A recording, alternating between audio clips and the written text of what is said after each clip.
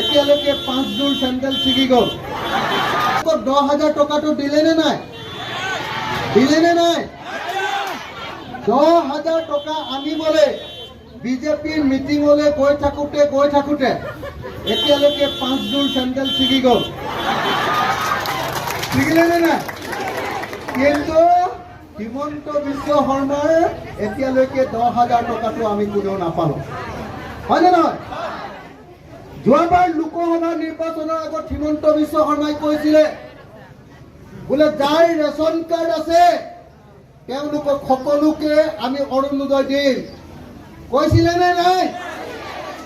কিন্তু হিমন্ত বিশ্ব শৰ্মাই ration card থকা সকলোকে অৰুণোদয় দিলে নেকি? দিলে নেকি? তাৰমানে আমাৰ হিমন্ত বিশ্ব শৰ্মাই মিছা কথা কৈছে। হয়নে নহয়? আমাৰ মুখ্যমন্ত্ৰীজন মিছলীয়া হয়নে নহয়? হয়নে নহয়?